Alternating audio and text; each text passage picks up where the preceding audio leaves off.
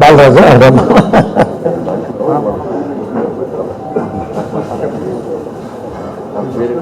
బాలరాజు గారి దృశ్యాలతో సత్కరిస్తున్నారు. Housing society treasurer గారు.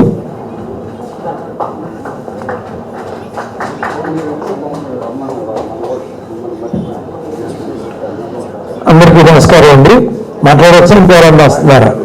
వాళ్ళు ఎవరో వస్తున్నారు, ఎందుకంటే డౌట్ వచ్చింది. కాకర్ల కృష్ణ గారితో మంచి అనుబంధం ఉంది. సొసైటీలో నేనుంటే ఇంటి వెనకాల వరుస 4-5 ఇళ్ళు వెళ్తే అక్కడ ఉంటారు వారు. కానీ అంతకంటే కూడా మాకేంటంటే చిన్నప్పటి నుంచి తెలియదు, కానీ ఇక్కడ పాలక మండలికి వచ్చిన తర్వాత వారు బాగా పరిచయం అయ్యారు. దైవ సన్నిధానంలో నేను జోకులు కూడా వేసేవాడిని. రామారావు పుట్టి నాగేశ్వరరావుతో సినిమాలు తీశారా మీరు అని నవ్వేవాడైనా.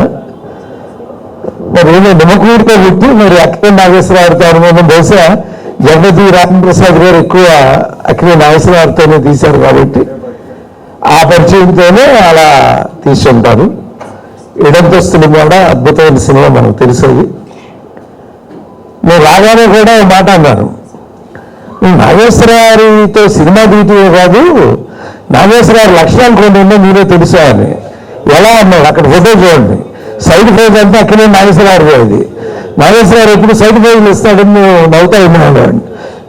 అలా సైడ్ ఫైజ్లో అంతా అక్కడే నాగేశ్వరరావు స్టిల్ ఇచ్చాడు ఆయన. అంత ఇది అంటే జీవితంలో ఒక సినిమాని నమ్ముకుని ఆ సినిమా రంగానికి వచ్చి 50 సంవత్సరాలు అయినా కూడా ఆ సినిమా రంగాన్ని అంటిపెట్టుకునడం అనేది చాలా కొద్ది మందికి మాత్రమే ఉంటుందండి. నేను మధ్యలో వెళ్ళిపోతూ ఉంటారు ఏదో ఒక వ్యాపకంతోనో. కానీ ఆ సినిమా రంగాన్ని మర్చిపోకుండా అలా ఉండటం అనేది అది ఒక అద్భుతమైనటువంటి గొప్ప లక్షణం అండి. నువ్వు దేన్ని నమ్ముకున్నావో దాంతోనే మన వృద్ధాప్యంలో కూడా దాన్నే నమ్ముకుంటా కూర్చోవటం. ఏదో వృద్ధాప్యం వచ్చిన తర్వాత ఇంకేమైనా చేసుకుంటే ఏదైనా 4 రూపాయలు వస్తాయి అనుకుంటు, నువ్వు పని చేస్తే ఏదో వస్తాయి. కానీ అది కాదు, సినిమా రంగాన్నే నమ్ముకోవాలి, సినిమానే ఉండాలి అని. ఎందుకంటే సినిమా అనేది 3 అక్షరాలు కనపడుతుందండి మనకి. కానీ శివుడికి 3 కళ్ళు ఎంత గొప్పయో సినిమా అంత గొప్పది అని నా భావన అండి. అంత గొప్పది సినిమా. ఎందుకంటే చదువుకున్నవాడు పుస్తకం చదివితే మహాభారతం చదువుకోగలడు, భాగవతం చదువుకోగలడు, రామాయణం చదువుకోగలడు, ఏమైనా తెలుసుకోగలడు. కానీ పామరుడికి మనం చెప్పే నీతి డైరెక్ట్గా ఆ సినిమా రంగంలో ఆ ఆర్టిస్టు ముఖత, ఆ హీరోల ముఖత, ఆ క్యారెక్టర్ ఆర్టిస్టుల ముఖత ఎంతంత మంచి మాటలు చెప్పుంటారు రామారావు గారు, నాగేశ్వరరావు వాళ్ళు. అవన్నీ మన గుండెల్లోకి వెళ్ళిపోయి మనల్ని ప్రేరేపణ చేస్తాయండి.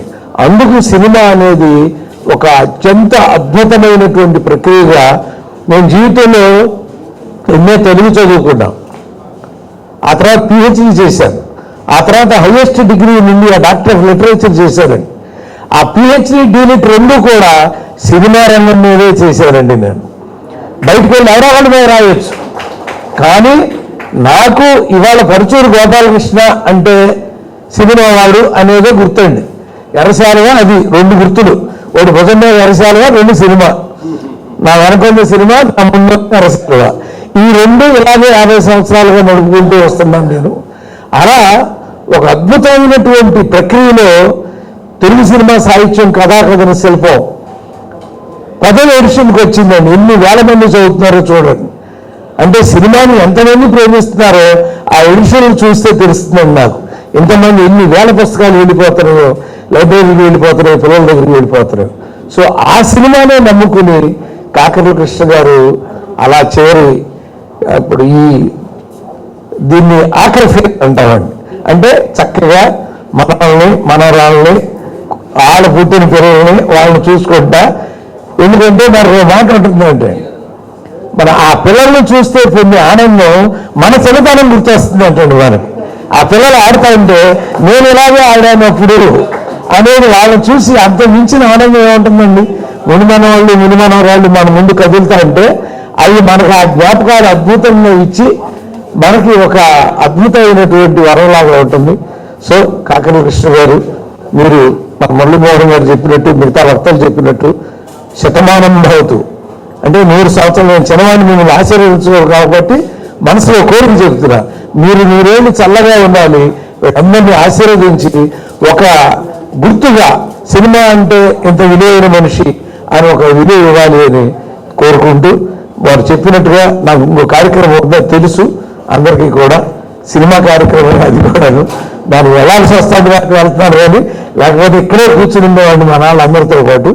నన్ను అనుమతిస్తే వేదిక మీద ఉన్న ప్రజలు నేను సెలవు తీసుకుని బయలుదేరుతాను. నమస్కారం. థ్యాంక్ యూ గోపాలకృష్ణ గారు. అందరికీ నమస్కారం అండి. కొంచెం లేట్ అయింది, వేరే కార్యక్రమంలో అక్కడ లేట్ అవ్వడం మూలంగా కొంచెం లేట్ అయింది.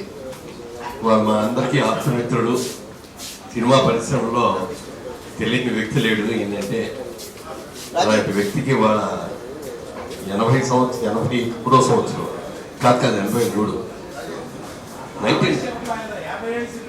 అది ఓకే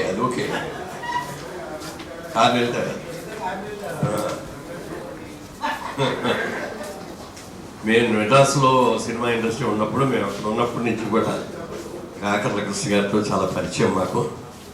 ఎక్కడ కనపడినా చక్కగా నవ్వుతూ పలకరిస్తూ ఆప్యాయంగా ఉండే ఒక మంచి మనిషి. ప్రొడక్షన్ మేనేజర్గా ఆయన కెరియర్ జగపతి రాజేంద్ర ప్రసాద్ గారి సినిమాల్లో పెద్ద సినిమాలకి ప్రొడక్షన్ మేనేజర్గా చేసినాం. తర్వాత అక్కడి నుంచే ప్రొడ్యూసర్గా అవడం కోసం కూడా ఆయన ప్రొడ్యూసర్ అయ్యి 4-5 సినిమాలు చేశారు, ఇంకా ఎక్కువ చేశారు, 5 సినిమాలు చేశారు. మరి వారి ఇంటింటి కథ అనే సినిమా 50 వసంతాలు పూర్తి చేసుకుని శుభ సందర్భంగా మరి త్రికాల్ శ్రీమతి అండ్ శ్రీ త్రికాల్ ఇద్దరు కూడా దగ్గరుండి మా తాతగారికి ఈ సత్కారం చేయాలి, ఆయన ఒప్పుకోలేదు ముందు, ఎవరిని సరే మీరు చేయాల్సిందే అని. ఆయన అనుకున్నది ఏంటంటే ఒకసారి అందరినీ కలుసుకున్నట్టుగా ఉంటుందని చెప్పి ఆయన కూడా అంగీకరించారు. ఈ కార్యక్రమం ఇంత బాగా జరుగుతున్నందుకు చాలా చాలా సంతోషంగా ఉంది. మా మైత్రి అక్కడే కాకుండా ఫిలిం నగర్ టెంపుల్లో కూడా మేమందరూ కూడా కలిసి ఉంటాం, అక్కడి నుంచి కూడా చాలా పరిచయాలు ఉన్నాయి. ఇంత మంచి వ్యక్తికి వారి సత్కారం జరగడం, ఈ సత్కారంలో పాల్గొనే అవకాశం మాకు వచ్చినందుకు చాలా చాలా సంతోషంగా ఉంది. ముఖ్యంగా దీన్ని అద్భుతంగా చక్కగా నిర్వహిస్తున్నట్టు మా తెలుగు మేస్టర్ పరుచూరు గోపాలకృష్ణ గారికి కూడా కృతజ్ఞతలు. అందరూ ఒక్కసారి వచ్చి నాకు నేను చూడాలనే కోరికతో ఈ ఫంక్షన్కి మనోడు అడగగానే ఒప్పుకున్నాను. బట్ అందరినీ చూసిన తర్వాత నేను ఎక్కడో ఒక్కొక్కళ్ళు చూసినప్పుడు ఒక్కొక్క మెమరీతో నేను ఎక్కువ మాట్లాడలేకపోతున్నాను. ఎందుకంటే నేను కోరుకుంది ఇదే, ఆ కోరిక తీర్చారు మీరందరూ వచ్చి, చాలా ఆనందంగా ఉంది నాకు.